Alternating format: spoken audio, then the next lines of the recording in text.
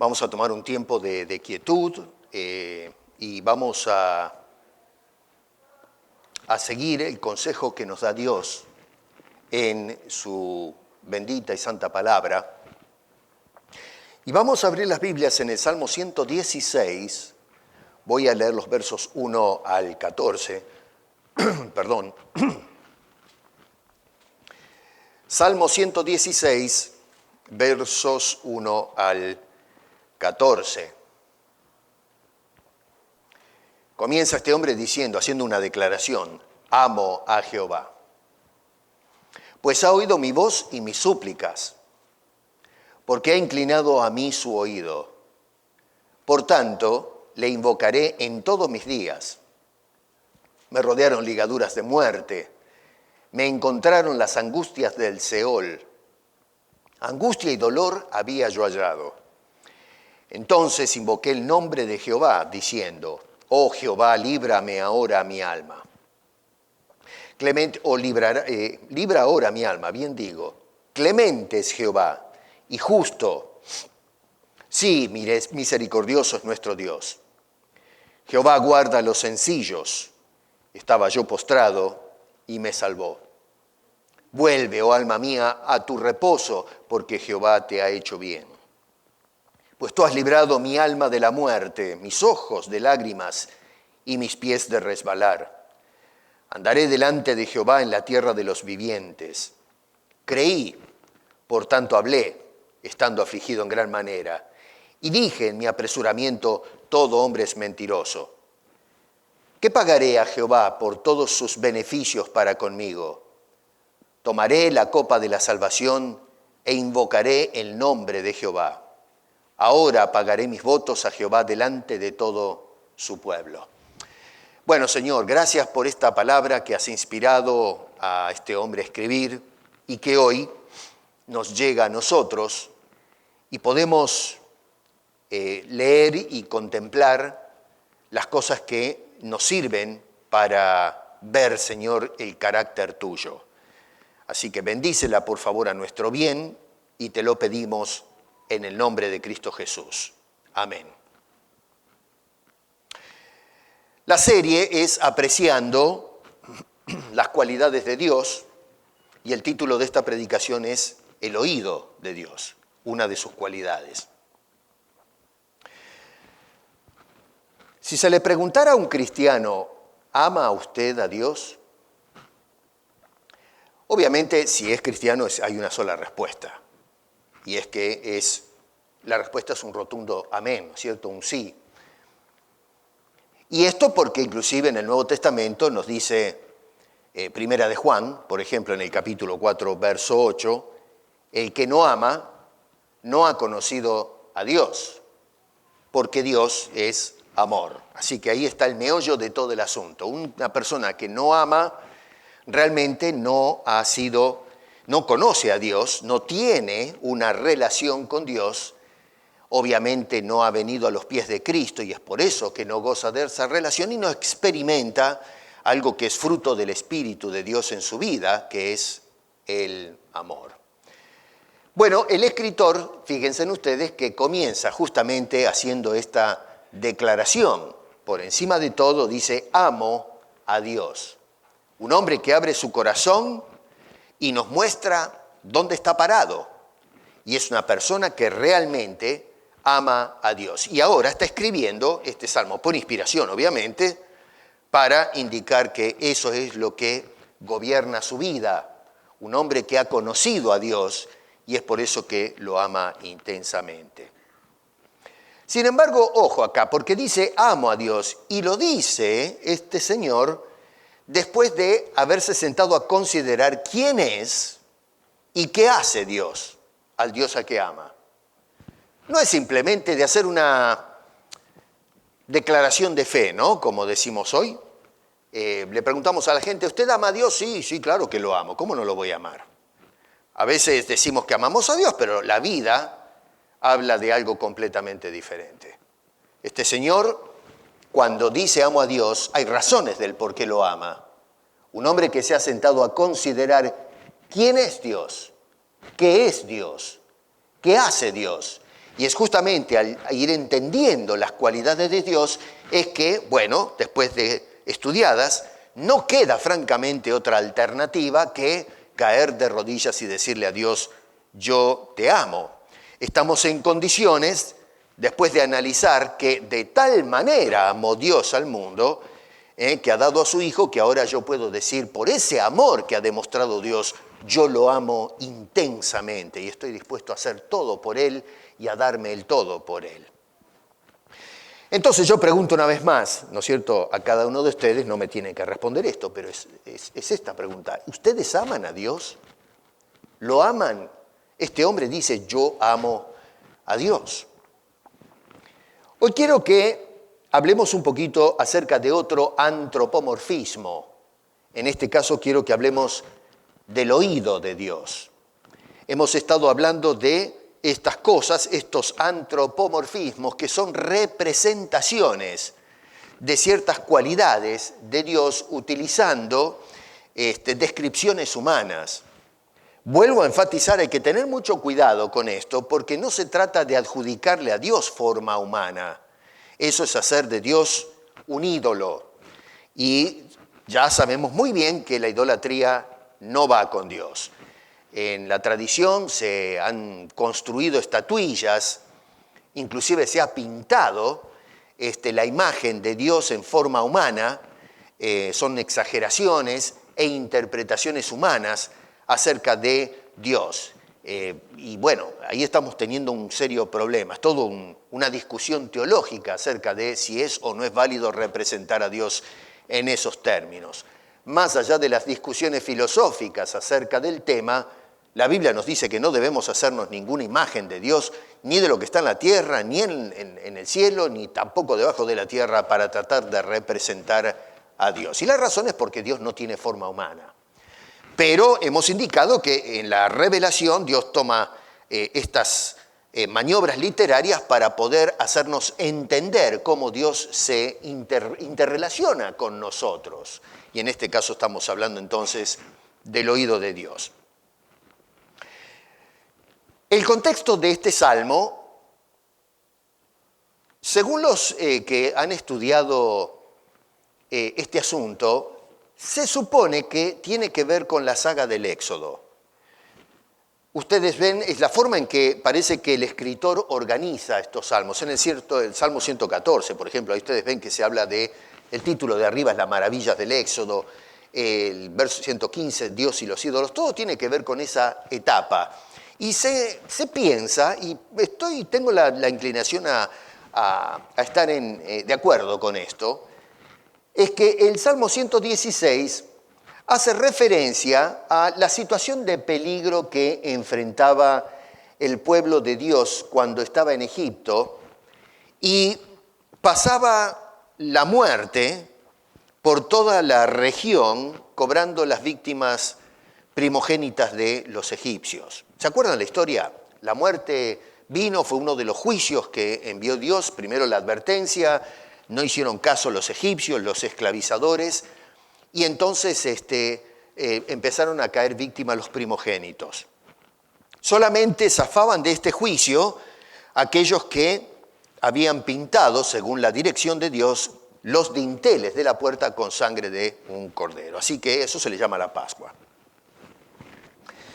Debe haber sido una noche terrible. Imagínense ustedes en un conglomerado de gente en donde están cayendo muertos todos los primogénitos, chicos y grandes, Acá no había discriminación. Todos los que habían nacido primero morían víctimas de ese juicio.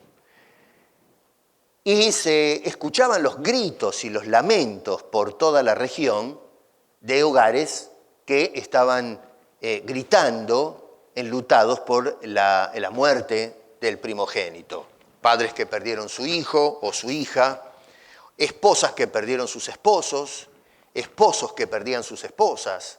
En el palacio también personas que a lo mejor tenían sus hijos oficiando de alguna manera y caían muertos. Debe haber sido, imagínense ustedes lo que es, ¿no? Estar trabajando, por ejemplo, o estando preparándose la cena o algo por el estilo y uno de la casa, pum, se desploma porque resultó ser el primogénito de la familia, o que los padres están cerrando las puertas y de repente ven a una de sus criaturas, pequeño, de brazos o más grande, y caerse muerto y no entender qué es lo que pasó porque fue algo súbito.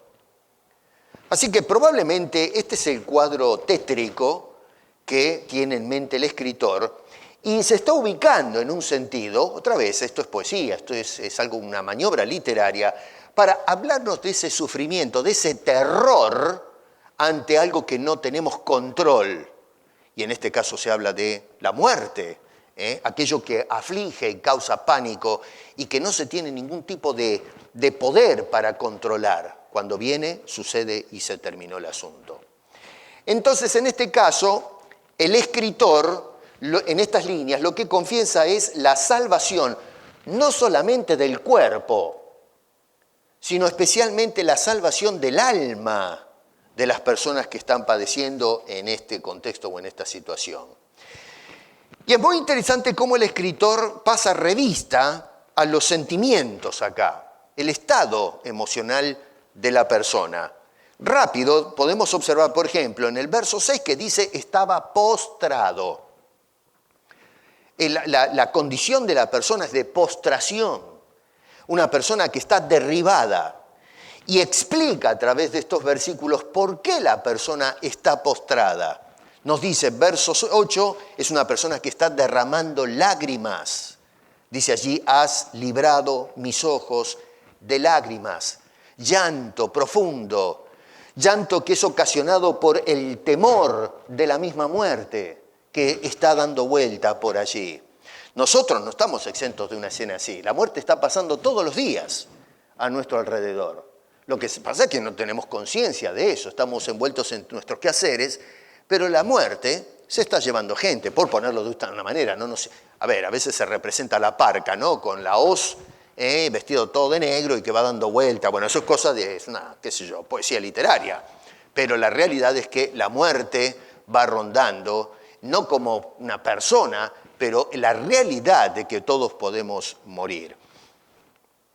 Puede sonar tétrico esto, pero conversábamos con mi señora de ordenar las cosas, ¿no? Los papeles, seguros y cosas por el estilo, porque quién sabe si nos pasa algo que mis hijas puedan saber dónde están las cosas y uno puede decir, pero ya está pensando en la muerte este hombre.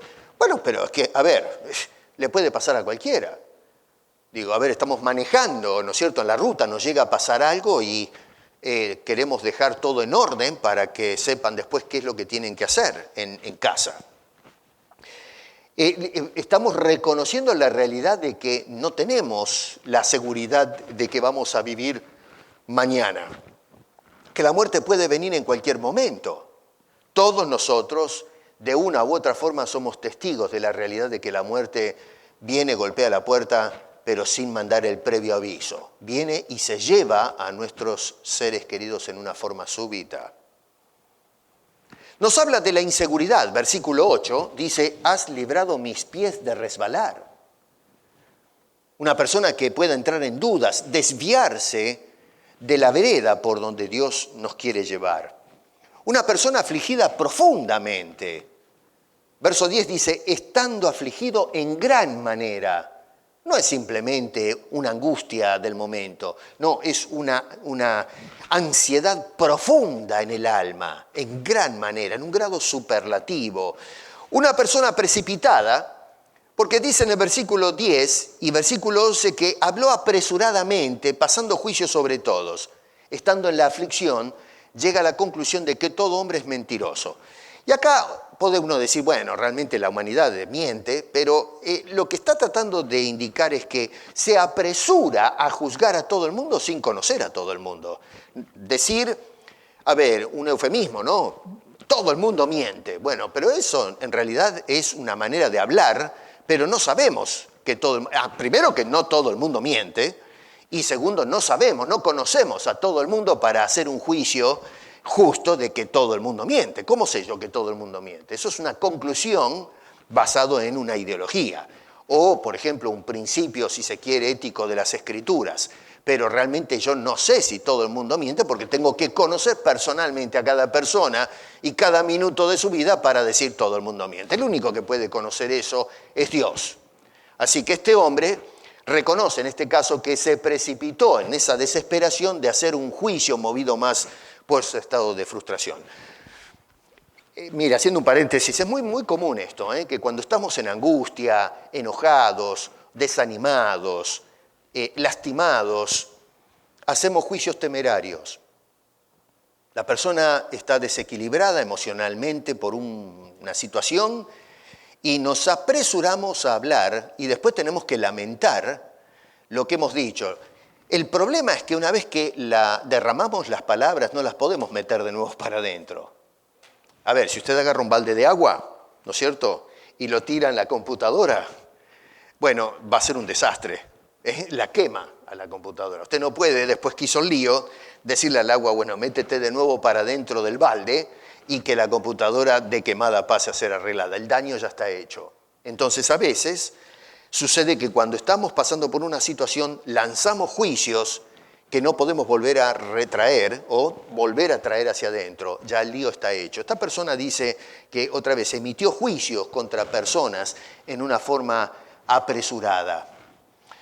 No se habla entonces de una persona acá que está disfrutando una vida cómoda, tranquila, sino de alguien que está enfrentando serios problemas.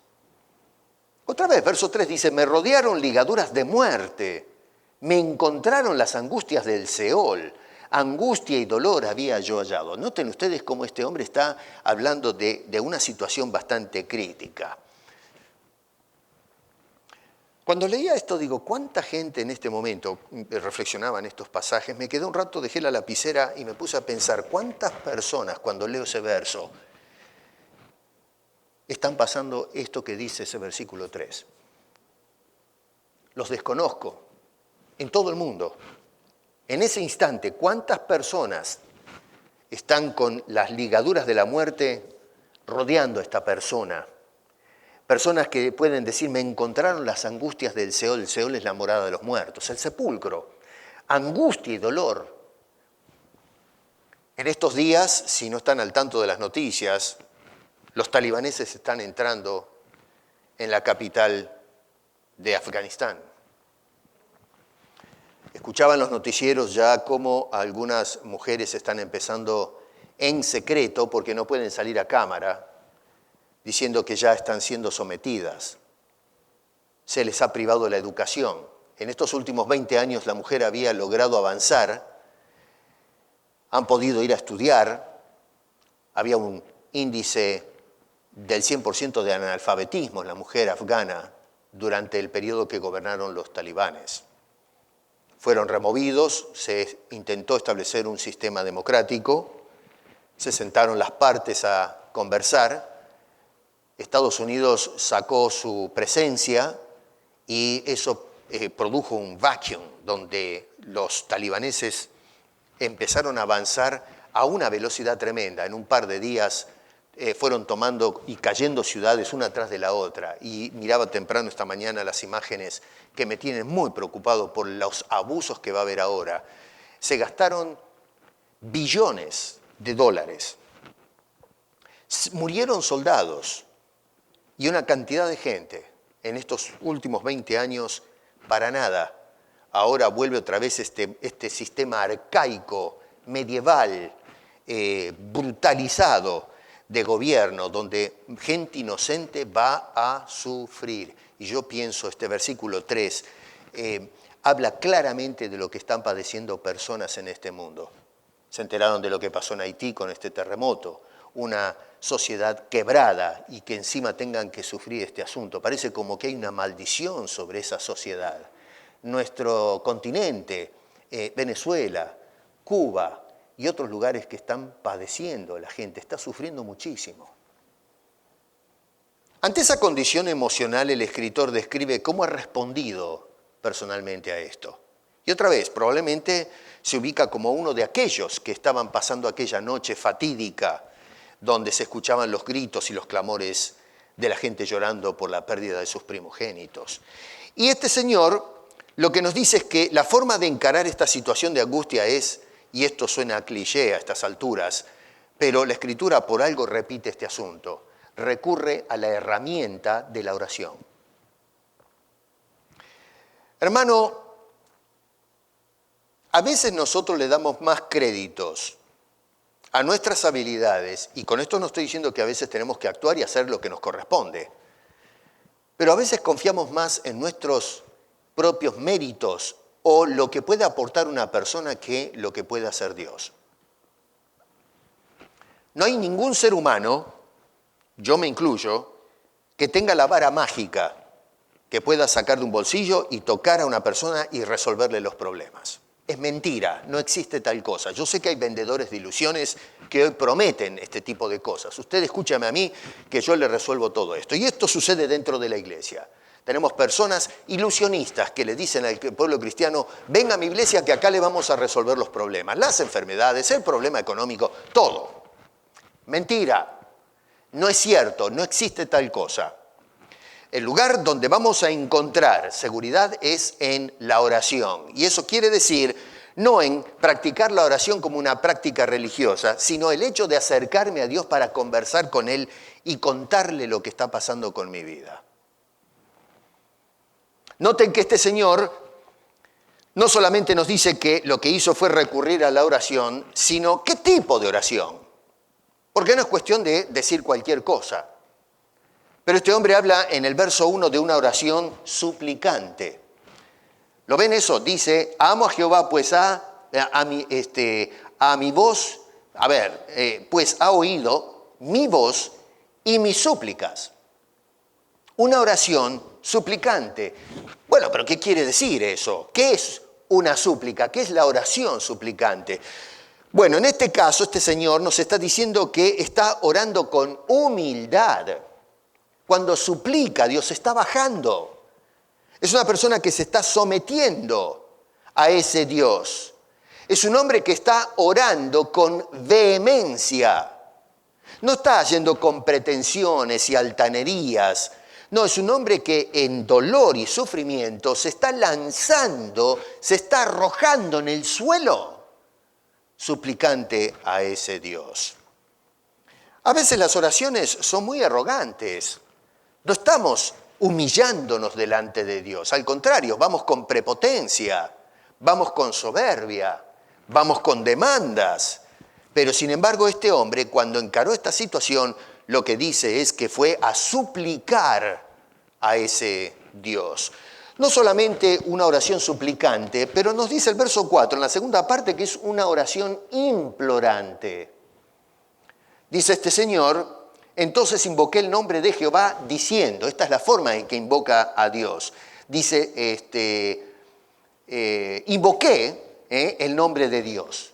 Jehová, ojo, ¿no? Porque a veces digo Dios, pero es importante que consideremos Jehová como Dios. Jehová es el nombre privado o personal de Dios, el nombre propio. Jehová era como el pueblo de Israel llamaba a Dios. Cuando Dios apareció a Moisés, y Moisés le preguntó, enviado por Dios a hablar al pueblo y a Faraón, ¿con qué me voy a presentar al pueblo? ¿Quién eres tú? A ver, cuando la gente me pregunte quién te mandó, ¿cuál es su nombre? Y Dios le dio entonces este nombre, Jehová. El yo soy. Usualmente en la Escritura, cuando se trata de los incrédulos, Dios se revela como el Dios Elohim. Pero cuando se trata del pueblo que tiene relación con Dios, se revela con este nombre propio que es Jehová. Así que es muy significativo cuando este hombre dice allí, invoqué el nombre de Jehová, porque habla de la relación estrecha, íntima, que se ha establecido entre esta persona y Dios. No es simplemente el Dios trascendente, el Dios creador, el poderoso. No, es el Dios con el cual estoy relacionado, con el cual tengo intimidad. Mi alma está pegada a ese Dios. Por eso este hombre, en lugar de llamarle Dios, lo llama por el nombre propio, Elohim. Y dice que esa oración es implorante, en otras palabras, es una oración con sentimiento, buscando la compasión de Dios al dolor que está atravesando este hombre. Digo yo, a ver, cuando nosotros oramos hoy, al encarar problemas, ¿oramos en una forma suplicante y en una forma implorante? ¿Lo hacemos con humildad? Es decir, a ver, ¿oramos con la actitud correcta a ese Dios? No solamente habla de la oración, pero también nos habla de sus convicciones, la convicción que este señor tiene acerca de Dios. Oró creyendo que Dios podía actuar a su favor, que Dios puede hacer algo en esto que nos describe en el versículo 3, que condensa todo el dolor que va desenvolviendo a través de estos versículos. Un hombre de convicciones, un hombre que cree que Dios puede hacer algo. Fíjense en que este hombre oraba creyendo que Dios libra. A ver, en Egipto no se podía librar la gente, tenía que suceder algo extraordinario para romper con el flagelo de la esclavitud. Y mucho más ahora con este fenómeno de la muerte, porque solamente por la gracia de Dios es que la gente se salvaba. La muerte estaba suelta, restringida a los primogénitos, pero estaba dando vuelta, estaba cobrando víctimas. Y es Dios el que le pone el freno y los límites a la muerte. Este hombre creyó que Dios libra el alma. Versículo 4, en la segunda parte dice, oh Jehová, libra ahora mi alma. Verso 8 también dice lo mismo, pues tú has librado mi alma de la muerte. No es un asunto, hoy miren, en la actualidad estamos pensando en la liberación en términos económicos o en términos de la salud. Líbrame del reuma, líbrame del dolor de cabeza, líbrame de la diabetes. Está bien, no es que está mal orar por la sanidad, pero cuando ese es nuestro enfoque solamente en la vida cristiana, estamos en un problema. O por ejemplo, orar porque necesito plata y lo que hacemos es ir al Dios el banquero para que Él abra la ventanilla y diga, ¿cuánto necesitas, muchacho? Y ahí va, nos larga la plata. Bueno, pero esa es una actitud equivocada de aproximarnos a Dios. Este señor pasa por encima de eso y se da cuenta que lo que realmente tiene valor y lo que necesita atención es su alma. Y él cree que Dios puede salvar o rescatar o librar su alma. Librar el alma de la angustia que está sufriendo esta persona y librar el alma de la misma muerte que está enfrentando esta persona. Hay algo que la sociedad de hoy no entiende y que cuando negamos el Evangelio está en juego nuestra eternidad, nuestra alma. Cuando nosotros encaremos la muerte, si no tenemos a Cristo, pasamos con nuestras almas en la eternidad del infierno. Pónganse a pensar en esto. La gente hoy se mofa de este asunto, pero estamos hablando de un sin tiempo metido en un infierno que nunca se apagará, un alma condenada eternamente. Y este hombre cree que Dios puede librar su alma, no solo de la angustia que está padeciendo por el sufrimiento que encara, sino que lo puede librar de la muerte y la muerte eterna, la condenación eterna. Verso 5 también es un hombre que ora creyendo que Dios es un Dios de misericordia. Dice este Señor, clemente es Jehová y justo, sí, misericordioso es nuestro Dios. La misericordia es esa actitud que tiene Dios de tener compasión cuando ve a uno de sus hijos sufrir como describe esta persona. Todos nosotros sufrimos de alguna u otra manera.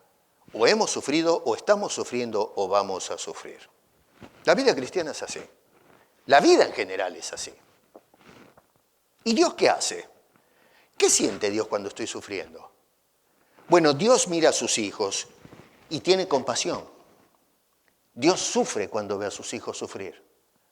Dios también se entristece cuando ve a sus hijos sufrir. Y este hombre creía que Dios es un Dios de misericordia, que Dios es sensible al dolor, al sufrimiento de cada uno de sus hijos. Si estás pasando por problemas, no pienses que estás solo. Dios está de tu lado y te está entendiendo. No solamente eso, pero en el verso 6 creía también cuando oraba que Dios es un Dios que guarda. No se queda en el sentimiento, me da una pena verte sufrir, hijo mío. Pero Dios va a hacer todo lo que está a su alcance como divinidad para cuidar, para guardar. Que no quiere decir que no vamos a estar sufriendo, porque esta persona está describiendo que sufre, pero en medio de todo eso, guarda a la persona. Verso 6 dice, Jehová guarda a los sencillos, los humildes, los simples. Pedro es el que nos habla que Dios nos guarda. Estamos en este mundo, de paso, y a veces sufrimos aflicciones, pero con todo eso Dios nos preserva. Pónganse a pensar cuando miramos históricamente al pueblo de Israel perseguido. La cantidad de veces que este pueblo, en fin, estuvo amenazado de ser obliterado. Y sin embargo ahí están los judíos. Y la razón del por qué el pueblo de Israel todavía existe es porque Dios ha guardado a ese pueblo, cumpliendo las promesas que le hizo Abraham en el Antiguo Testamento. ¿Y la iglesia qué? Lo mismo. ¿Cuántas veces la iglesia sufrió persecución? Y sin embargo, a pesar de, incluso por la persecución por la misma mal llamada iglesia, no nos olvidemos que en la Edad Media es una página oscura en el llamado cristianismo, que más bien se convirtió en un nicho de idolatría y de perversión y corrupción moral y espiritual, que perseguía a aquellos que estaban dispuestos a servir a las Escrituras, a servir a Dios. Una página oscura de deformación espiritual o religiosa. Y sin embargo, el pueblo cristiano, seguidor de Cristo, sigue adelante. ¿Por qué? Porque Dios guarda a su pueblo. Esta congregación ha pasado por pruebas a través de todos los años. Tenemos más de medio siglo de existencia en esta ciudad y hemos pasado por pruebas. Y sin embargo, Dios ha guardado a su pueblo. Decía el escritor sagrado, hasta aquí nos ayudó Jehová. Dios es un pueblo que guarda a los suyos. Y este hombre oraba totalmente convencido, a pesar de que estaba describiendo su dolor, que Dios los guarda. A ver, cuando pasaba la muerte por aquella noche fatídica en Egipto, esa gente que a lo mejor estaban escuchando los gritos, pasaba la muerte, pero Dios había puesto la maquinaria para no ser tocados. Dios se encargó de guardar a su pueblo. ¿Qué puede hacer un tarro de pintura, de sangre en una puerta? No puede hacer nada. El que puso la restricción y decir hasta aquí llegó la muerte es Dios. No, la sangre de un animal no tiene poder inherente para hacer algo. Eso es lo que cree la brujería. Es el acto simbólico de eso, de creer por fe. Cuando Dios le dijo, pinten con sangre de animal, celebrar esa Pascua, de pintar allí el asunto ese, que con eso va a pasar la muerte de largo. Es tener fe en lo que Dios les está diciendo. Eso representa el creer en lo que Dios nos dice a través de su Hijo Jesucristo, que es nuestra Pascua, nuestro Cordero que fue sacrificado, y que de esa forma, creyendo en ese Cordero, en lo que nos dice Dios, Dios nos otorga la salvación, Dios nos guarda. Eso es lo que este hombre está tratando de indicar. Y eso es lo que nos enseñan las Escrituras. Confianza, creer en un Dios que guarda a aquellos que son suyos. Israel cruzó por el desierto en el Éxodo. Y dígame una cosa, ¿hay algún lugar que sea más inhóspito, más solitario que un desierto? Y no estuvieron una semana de vacaciones, estuvieron 40 años caminando y los preservó. Lógicamente, la generación esa, por ser al mismo tiempo incrédulos, toda una contradicción esto, ¿no? No fueron fieles como debía ser y quedaron en el desierto. Solo unos pocos pasaron al otro lado. Ya es otra página de la historia. Pero lo cierto es que Dios, durante todo ese tiempo, cuidó a su pueblo. Ustedes imagínense lo que es caminar 40 años en un desierto. No había loblas, no había avenidas, no había restaurantes, no había piletas de natación, no había hoteles. Estaban ahí en la intemperie, en medio de un gran desierto. Y en el Medio Oriente los desiertos son terribles, Y sin embargo, Dios guardó a esa gente. Nos dice la Escritura que, a ver, ni los zapatos se le gastaban, ni se le hilachaba la ropa. Una cosa extraordinaria. Número 4, oró creyendo que Dios salva. Verso 6. que ya lo indiqué. No es Dios en la travesía de un hijo suyo, no es simplemente un testigo y un compañero nuestro. A veces nos quedamos con la idea de la promesa de Jesús, estaré con vosotros todos los días. ¿Pero qué significa eso cuando Jesús pronunció esas palabras? Lo que significa es que Dios no solamente es un compañero de viaje, sino que es un rescatista. Es el que nos mientras va guardando y va viendo que nuestras vidas están en peligro, es el que nos rescata. Cuando Dios envió a su Hijo a este mundo, lo envió para rescatar lo que está perdido. Dios es un rescatista, no simplemente un compañero de travesía. Por eso este hombre confiaba en Dios. En Lucas capítulo 19, verso 10 nos dice el evangelista, porque el Hijo del Hombre vino a buscar, y no solamente a buscar, sino a salvar lo que viene a buscar. Pero ¿qué cosa? Lo que se había perdido. Dios entonces viene a rescatar. Es un rescatista. Esa es nuestra verdadera esperanza. Hoy, al igual que ayer, vivimos en un mundo completamente perdido y sigue perdido y va a terminar perdido. Se habla de la sociedad humana moviéndose hacia una dirección de progreso en la actualidad. Vivimos en una sociedad progresista, nos dicen algunos. Pero en realidad lo que estamos haciendo, vemos en la sociedad, es que va para todas direcciones.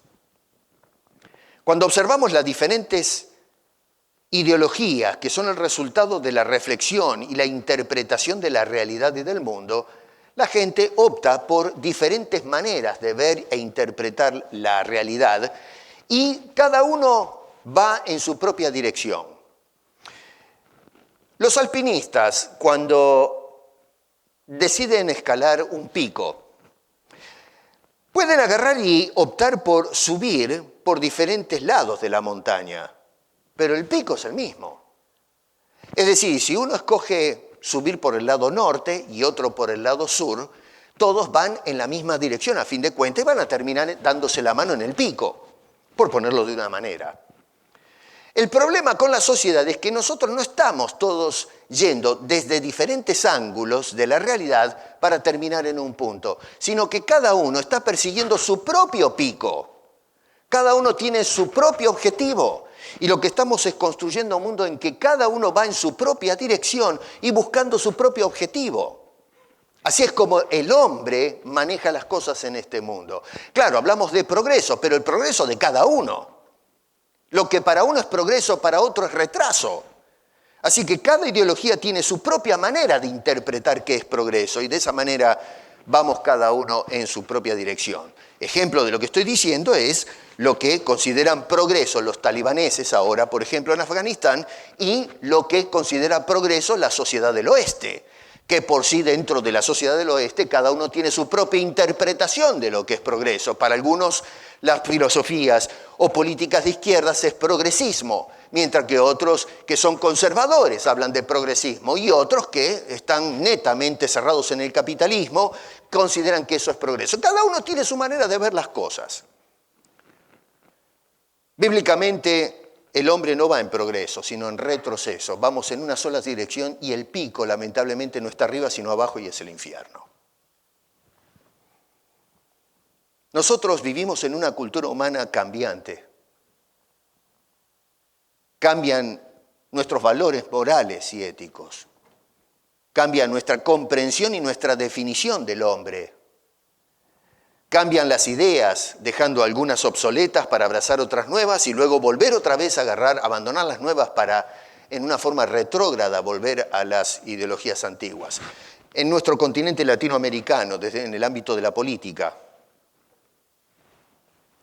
cuando se habla hoy de la presencia del Estado, el Estado presente, el papá grande que sabe todo lo que los hijos, que son los ciudadanos, necesitan, cuándo y cómo lo necesitan, ellos son los proveedores. ¿Y qué es el Estado presente? El Estado presente es un grupo de ciudadanos que se agarraron del poder y son una partida de sinvergüenzas, como el resto de la sociedad humana, que no tienen moralidad, no tienen principios. Lo único que quieren es el poder y ellos le dicen a la gente lo que es mejor para ustedes. No es un Dios. No es gente que no tiene defectos. El estado presente no existe, es algo abstracto. El estado presente es un grupo de personas que se hicieron del poder y le dicen al pueblo qué tienen que hacer. Es una farsa, es una maniobra literaria para engañar a la gente. El estado presente. Bueno, el estado presente lo que está haciendo es secando a la gente.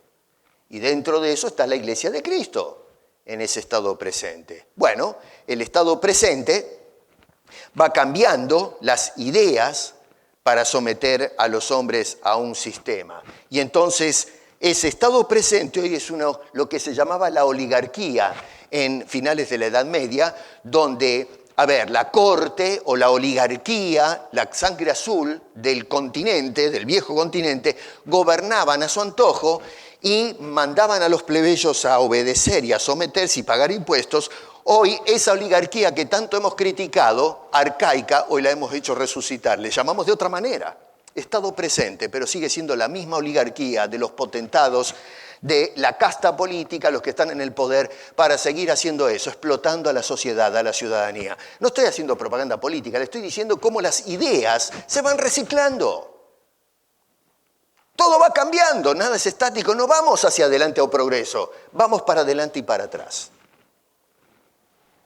Cambian las culturas. Y dígame si hoy no estamos en una batalla cultural. Cambian nuestras creencias religiosas, van y vienen. Lo que una vez considerábamos que debíamos abandonar, lo hacemos resucitar de nuevo. Van y vienen las creencias, van y vienen los dioses. No somos estáticos. Nos movemos, pero nos movemos no hacia un punto, sino que vamos cambiando nuestras ideas. Y en realidad, si vamos juntos hacia un lugar, es como dije antes, nos vamos todos de cabeza al infierno, a menos que Dios haga algo al respecto. Por lo tanto, cuando este hombre pone su confianza en ese Dios, cree en ese Dios, en esos términos, este hombre, verso 7, descansa completamente en ese Dios. Es decir, cuando hace la oración no es un asunto de decir creo en Dios pero quedarse en la duda. No, se abandona completamente. Una vez que cree en ese Dios que puede hacer algo y que se interesa, descansa en ese Dios. Dice, vuelve, oh alma mía, a tu reposo porque Jehová te ha hecho el bien. El reposo es el acto de descansar del cansancio. Es dejar de estar cansado. Eso quiere decir la palabra descansar. Es sacar el cansancio mediante el reposo, el quedarse quieto, darle la oportunidad para que la enfermedad o el cansancio físico pase y podamos recobrar las fuerzas y la salud. Este hombre, dice verso 8, se consuela en Dios. No busca el consuelo en otras cosas. Se consuela en el hecho de que Dios atiende, dice ahí en el verso 8, noten ustedes, dice, atiende nuestras almas, nuestro ser interior. Dios atiende nuestras lágrimas, que son el reflejo, el registro de nuestro dolor interno. Lloramos cuando estamos en agonía, dejando de lado las lágrimas de felicidad, que eso es otra cosa completamente aparte. Eso está fuera de contexto acá. Nuestros pies, nuestros pasos por la vida, cómo nos conducimos todos los días. Es un hombre que se consuela en Dios. No solamente eso, pero es un hombre que camina en la presencia de Dios. Versículo 9, dice este hombre, andaré delante de Jehová en la tierra de los vivientes. Es decir, mientras estoy eventualmente vamos a estar en su presencia, en la presencia del Dios, en la tierra de los sobrevivientes, los rescatados. Pero en este caso está hablando de la travesía por este lado de la existencia. Mientras estoy entre los hombres, este hombre confía en la presencia. Voy a caminar, voy a dirigir mis cosas en la presencia de Dios. Hoy nosotros encontramos un mundo que le está dando la espalda a Dios. No están caminando en su presencia. Y si estamos, el otro día hablábamos de estar en la presencia de Dios, lo que Dios ve en su rostro es el pecado descarado y desfachatado de un mundo que le ha dado la espalda a Dios. Lo que Dios ve en nosotros es nuestras espaldas, porque nuestros rostros apuntan al pecado en dirección contraria a la gloria de Dios. Y luego dice en el verso 14 que cumple sus promesas. Va a cumplir las promesas hechas a Dios. Miren, con relación a esto, ¿cuántas veces le decimos a Dios, yo te prometo? Yo he escuchado a través de mis años mucha gente hacer promesas, Yo prometo, prometo, prometo. Y la cantidad de quebrantamientos de promesas que he visto es tremendo. Eclesiastés dice, cuando a Dios haces promesa, no tardes en cumplirla. Es decir, no dilates el asunto de lo que has dicho con Dios. Cuando nosotros dilatamos una promesa es porque no tienes la intención de cumplirla.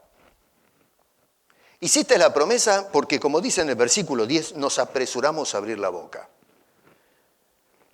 Empezamos haciendo la promesa cuando digo, Señor, te doy mi alma, todo lo que soy, todo lo que tengo. Y de ahí para adelante hacemos un montón de promesas. A ver, todos los años, cuando viene el año nuevo, se hacen resoluciones. Señor, te prometo que este año voy a. Y usted meta ahí en los puntos suspensivos lo que sea. Y después estamos diciendo a los fines de ese año, decimos, Señor, perdóname, no cumplí con mis resoluciones. Bueno, nosotros a veces presentamos excusas, porque eso es lo que son, por no haber cumplido nuestras promesas. Y lo que dice el escritor es, en lo tocante a este tema tan delicado, es porque Él no se complace cuando dice que cumplamos las promesas sin tardar. A Dios no le gusta, dice, no se complace en los insensatos. La persona que hace promesas así en una forma precipitada, sin pensar lo que está diciendo y lo que está haciendo, es una persona que no piensa. Eso quiere decir acá la palabra insensato, una persona sin seso. Una persona que no se ha detenido a pensar. Por eso el llamado, la advertencia es, cumple tus promesas. Ahora, donde quiero que nos enfoquemos un poco entonces es no tanto en cómo responde el escritor, que por cierto eso es lo que estuvimos observando, ¿no? El hombre abre su corazón, nos habla de la crisis, cualquiera que sea, podemos aplicar eso a cualquiera de nuestras crisis y encontramos algunas palabras de orientación y consejo en la experiencia de este señor. Pero lo que está interesado este hombre es de que veamos cómo responde Dios a nuestras problemáticas. Cuando otra vez miramos en el verso 3, me rodearon ligaduras de muerte, me encontraron las angustias del Seol, angustiado y dolor había yo hallado. Bueno, ¿cómo que responde Dios a esa persona en esas condiciones? Y lo sorprendente y lo que este hombre quiere que contemplemos es el oído de Dios. El versículo 2 dice este hombre, ha inclinado Dios a esa persona su oído. Martín Lutero dijo en una ocasión algo muy interesante. Dice, la facultad del oído es una cosa sensible. Y cierto que el oído es sensible, Me acuerdo que cuando los viejos me decían, cuando éramos jovencitos, no hagan tanto ruido, cállense en la boca. No, que están locos estos viejos porque no se dejan de pavadas. Y ahora cuando escuchamos con mi señora, viene la familia en casa y es un relajo, los chicos que gritan, mis hijas que hablan todos juntos, me parece interesante porque la gente tiene la tendencia de, como no escuchan, porque si hablan todos juntos, empiezan a levantar la voz para hacerse escuchar y cada vez va subiendo el volumen de todas las conversaciones, que es una cosa que parece que está... A ver, hay 15 personas y parece que hay 150. ¿Pero de dónde sale tanto ruido? Y ni hablar los chicos que corren, tiran las cosas. Y cuando, claro, después que pasamos 2-3 horas con toda la familia, Gloria es una artista, ¿no? Empieza a preparar la vianda, ¿no? Eso quiere decir, prepárense porque ya es hora de... Y después entonces va repartiendo la bolsita. Tiene una táctica tremenda, yo la aplaudo, ¿no? Tomá, esto para que le des a tu marido, tomá, esto para vos para la semana. En otra palabra dicen, mándense a mudar, ya está suficiente.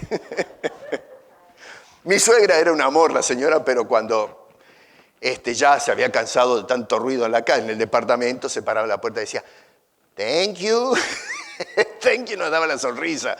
O nos decía, bueno, ya está, chicos, muchas gracias por haber venido. En otra palabra, déjenme en paz ahora. Los oídos son sensibles, a medida que van pasando los años se van sensibilizando. Lutero decía que es una cosa sensible. ¿Y por qué? Dice, bueno, muy pronto se sacia ese oído y al poco tiempo se cansa y se aburre. ¿No es cierto? Hay personas que dicen, mi señora, ya saben cómo me tiene el oído. Mis chicos saben cómo me tiene el oído. Se cansan Y no solamente eso, pero se aburren de escuchar lo mismo. Por ahí algunos estarán diciendo, pastor, aplíquese la palabra, ya me tiene aburrido con tanta palabra.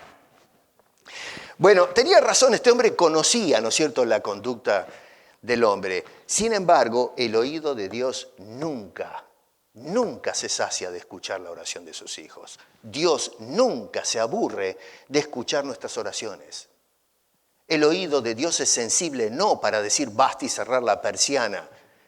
Es un oído que le gusta el ruido de sus hijos. Les gusta cuando derramamos nuestras almas en oración. Por eso este hombre, en medio de todo este cuadro, mira el oído de Dios, dice este hombre, porque ha inclinado a mí, inclinado Dios el oído. Quiero escuchar cada detalle de tu problema. El oído de Dios no solamente escucha, sino que es un Dios que empatiza con el dolor que hay en nuestras almas, nuestras angustias, nuestras luchas, con el deseo que motiva el clamor de sus hijos, que dicen, Señor, estoy en dolor, estoy en agonía, estoy en desesperación y no sé qué hacer, ayúdame. Santiago, cuando escribía su carta pastoral, decía que la vida es un seminario, y que nos gocemos cuando nos hallemos en diversas pruebas, sabiendo que la prueba de nuestra fe produce paciencia. Pero ¿qué pasa? Que a veces no sabemos cómo hacerle frente a las cosas, a los problemas de la vida. Y Santiago es realista. Y ustedes van al capítulo 1, verso 5, y este hombre dice que si hay alguien que no tiene sabiduría de cómo aplicar las cosas de Dios a la problemática en que encaramos, dice, ve a la oración, no agarres el manual de teología, agárralo cuando quieres estudiar. Pero en ese momento que yo necesito sabiduría, tengo que ir al sabio, que es Dios, y pedirle, Señor, dame la capacidad de penetrar, de entender, de manejar esta situación, estos problemas. ¿Por qué? Porque la fe, la prueba de la fe produce paciencia. Entonces, Señor, dame la sabiduría de navegar en medio del problema para adquirir esa paciencia.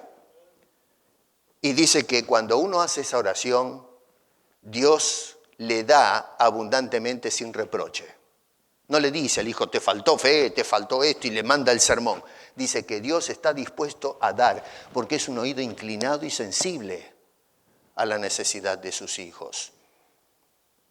La descripción que hace el escritor del oído de Dios es la siguiente. Número 1, es un oído atento todo el tiempo a nuestras súplicas. Verso 1 dice, has oído mi voz. Noten que está hablando de un Dios que ya respondió. Verso 2, has inclinado a mí tu oído. O sea que no es el solo hecho de oír la voz, sino el contenido de nuestras palabras y el interés que Dios pone en lo que estamos diciendo. Cuando dice que Dios inclina el oído, es ese padre que deja todo y dice, a ver, te quiero escuchar en cada detalle. ¿Qué tienes que decirme? Esa es la ilustración que refleja este hombre. Dios, a ver, la gente a veces dispara de nosotros porque están hartos de escucharnos, pero en lugar de salir corriendo, Dios lo que hace es se inclina más cerca de nosotros para entender lo que estamos pasando.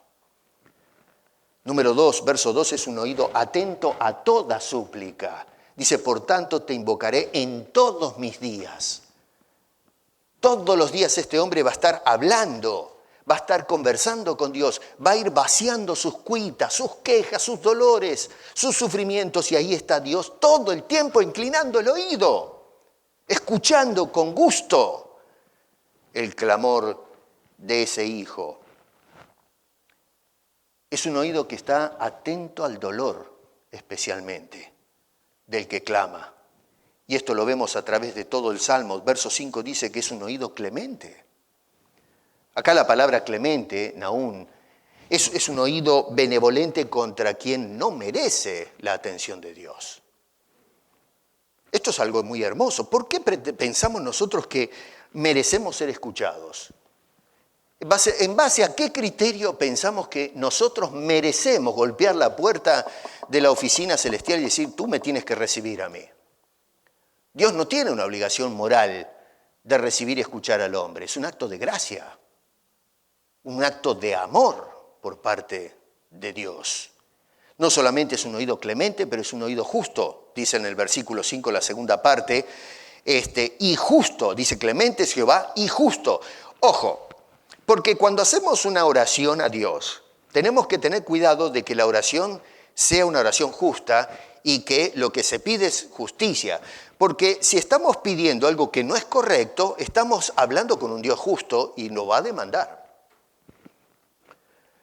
Cuando los discípulos no fueron recibidos por los samaritanos, en lugar de decir, vamos a orar por el alma de esta gente, porque realmente no saben lo que están rechazando al Mesías, al Salvador. Entonces, a ver, ¿qué haríamos? Tendríamos que agarrar y decir, Jesús, ¿qué te parece si tenemos un culto de oración y oramos por toda esta gente? No, ellos lo que fueron es hablar con el Dios encarnado y decir, ¿quieres que mandemos del cielo que baje fuego y los queme vivos a todas estas personas? Pero qué barbaridad. Y el Señor los paró en seco. Ustedes no saben lo que están hablando. Si cae fuego del cielo, tenía que caer ahí y acá también. ¿Qué le hace pensar a los discípulos que dicen, podemos clamar fuego para que los queme, que ellos pueden zafar o tienen que zafar del juicio? ¿Que hay un doble estándar? Si cae fuego, tiene que quemarlos a todos, porque todos estamos bajo pecado. Jesús dijo, ustedes no saben lo que están diciendo. Y ciertamente no sabían lo que estaban diciendo. Cuidado, porque cuando oramos tenemos que mirar bien qué es lo que estamos diciendo, porque estamos orando a un Dios justo. Y si nuestra oración es injusta, atenti, porque Dios nos va a tirar la oreja. Y luego es un oído compasivo, dice este hombre en el versículo 5. Misericordia, la palabra raham es tener amor por el problema que encara una persona, interés, ternura, la compasión hacia el sufriente. Ahora, este hombre describe el oído de Dios siempre entonces inclinado para oír sus súplicas. ¿Se dan cuenta entonces por qué este hombre comienza diciendo en el verso 1, amo a Jehová? Es un hombre que estudió el carácter de Dios. Es un hombre que experimenta a Dios y lo experimenta a través de su relación con Él.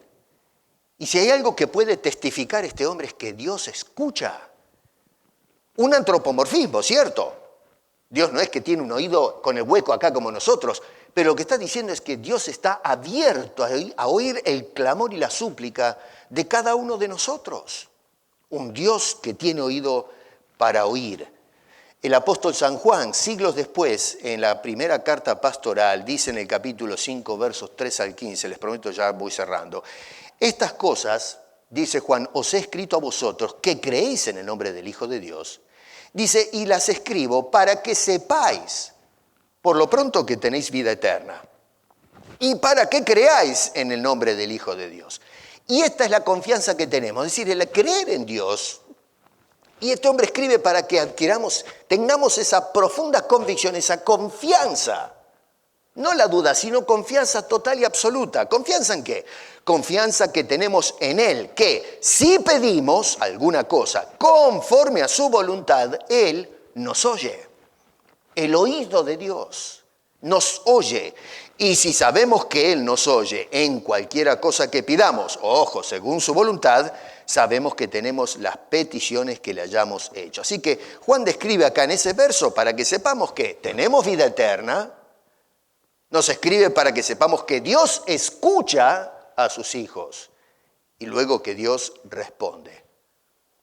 O sea que el oído de Dios, como decía Lutero, no es un oído que se cansa o se aburre. El oído de Dios nunca se cansa de escuchar tus oraciones. El oído de Dios nunca se aburre de escuchar a sus hijos hablando con Él. Al contrario, Dios está esperando con oídos abiertos e inclinados el clamor de cada uno de sus hijos. No importa el problema que estés pasando, Dios escucha. Y si no conoces todavía a ese Dios, si no has dado ese paso para acercarte a ese Dios que quiere escucharte, hazlo. Y lo haces a través de Jesucristo. Por eso Dios envió a Cristo a este mundo, ese Dios hecho carne, para que podamos aproximarnos ahora, habiendo purgado nuestro pecado en el sacrificio de Cristo, que podamos acercarnos y llevar nuestras peticiones. Señor, sálvame. Señor, ayúdame. Señor, asísteme. Y como dice Hebreo, al acercarnos a Dios podemos venir para recibir el oportuno socorro que nos ha de ayudar en las vicisitudes que encaramos en la vida. Este hombre pensó en esa situación, tal vez vez se ubica en sus problemas, usa todo esto como una especie de tipo de las problemáticas que encaramos. Un hombre que estaba desesperado y logró encontrarse con ese Dios y encontrar un Dios inclinado en forma favorable, compasivo, misericordioso, que estaba dispuesto a escuchar atentamente a cada una de sus palabras. Así que, hermano, hermana, no importa lo que estés pasando, sea poco o mucho, si es difícil,